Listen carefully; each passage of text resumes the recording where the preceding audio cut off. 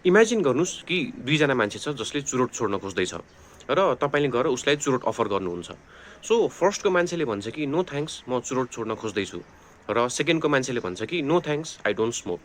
So यो दुईटा scenario फरक छ, म तपाईँलाई बुझाउँछु। सो कुनै पनि बानी बेहोरा, कुनै पनि ह्याबिट चेन्ज गर्नको लागि त्यसको 3टा लेयर हुन्छ।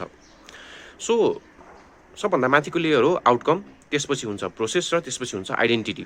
सो फर्स्टको मान्छेले के गर्यो, दुईजनाको आउटकम एउटै हो है। सो फर्स्टको मान्छेले के गर्यो कि आफ्नो आउटकम चेन्ज गर्नको लागि त्यसको लागि गर्नुपर्ने कुराहरू के हो त? सो कसैले मलाई चुरोट अफर गर्यो भने म चाहिँ त्यसलाई डिनाई गर्नुपर्छ, अथवा चाहिँ मैले चुरोट खानु हुँदैन आफैले भनेर त्यो उसको प्रोसेसहरू चाहिँ उसले सोच्यो र त्यो आउटकम अचिभ गर्नको लागि उसले आफ्नो प्रोसेसहरू के छ त्यो गर्यो।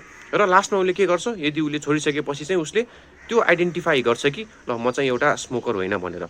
तर सेकेन्डको केसमा के भयो कि उसले आफ्नो आइडेन्टिटीलाई चेन्ज गर्यो। के गर्यो कि उसले भन्यो कि no thanks, I don't smoke भन्दाखेरि ऊ त्यो मान्छे होइन कि जसले स्मोक गर्छ हो। सो उसले त्यो आउटकम अचिभ गर्नको लागि उसले आफ्नो आइडेन्टिटीलाई चेन्ज गर्यो।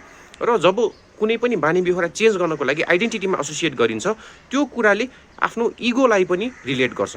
र जब उसको इगोमा आउँछ कि म त्यो मान्छे होइन जो स्मोक नै गर्छ, आइएम नट अ स्मोकर भनेर जब उसले आफ्नो इगोमा लिन्छ भने त्यसले उसको इन्टर्नल मोटिभेसनमा एकदम अल्टिमेटली इफेक्ट गर्छ।